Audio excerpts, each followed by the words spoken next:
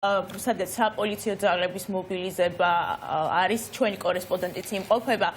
ნანუკა მაღლაკელიძეს ვხედავთ ალბათ მოახერხებს პირდაპირ ეთერში ჩაგვერთოს მაგრამ მანამდე შეგვიძლია მოვისმინოთ რა ხდება ახლა საპროტესტო აქციაზე სადაც შეიკრიბნენ მოქალაქეები მარშისთვის ტროტუარები ამ ქალაქში არ არის მაქსიმუმ გააკეთა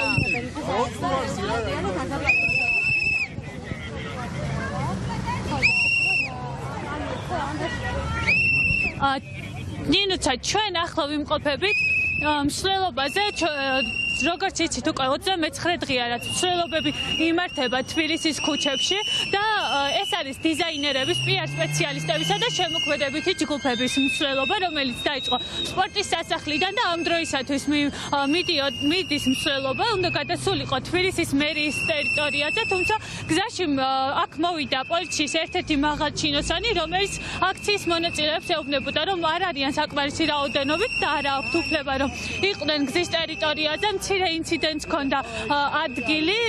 შელაპარაკება იყო პოლიციის მაღალჩინოსანსა და მსვლელობის მონაწილეებს შორის რომელიც დაემუქრა კიდევ შეიძლება ვთქვათ იმით რომ დააკავებდა უფრო მეტი დეტალი იციან აქციის მონაწილეებმა და სწორედ მათთან გადავსაუბრით თუ შეიძლება უკეთესად გითხარით დღეს ვინ ხართ აქ მსვლელობაზე შეკრებილი კონკრეტულად რა საპროტესტებთ მარკეტოლოგები, კრეატიული საგეძო წარმომადგენლები და ვაპროტესტებთ იმას, რასაც ამდენი ხანია ვაპროტესტებთ რუსთაველზე, ახალ არჩევნებს ვითხოვთ და ასევე დაკავებულების გამოშვებას. ზოგადად სამართლიანობას ვითხოვთ, ძალიან რთულია ამ ქვეყანაში ერთი სამართლიანობა სადმე დაგვიდონ და ხო რა, მაგ ჩვენ მარკეტოლოგები მარშით მივდივართ,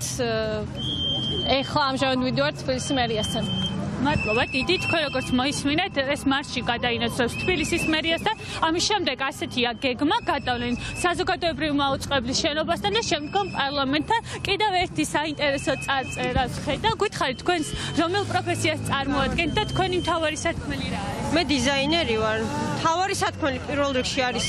იმ ადამიანების გათავისუფლება ვინც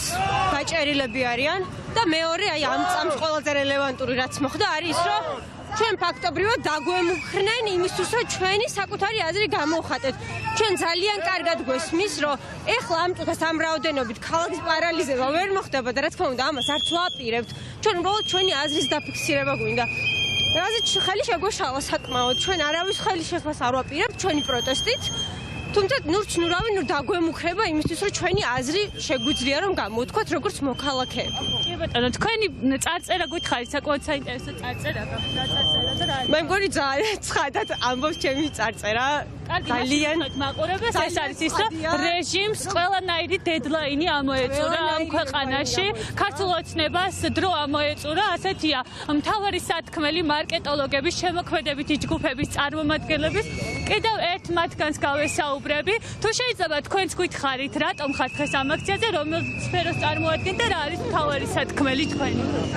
მე წარმოვადგენ ინტერიერის დიზაინის სფეროს. აქ ვარ იგივე მიზეზით, რაც ყველა ჩვენ გვაქვს წინ ევროპისკენ უნდა დავიბრუნოთ ჩვენი ადამიანური უფლებები და გამთლიანებულად ერთად წინსვლით უნდა შევიდეთ ევროპის ოჯახში და არა ესეთი ალიაქოთით რაც ხდება დღეს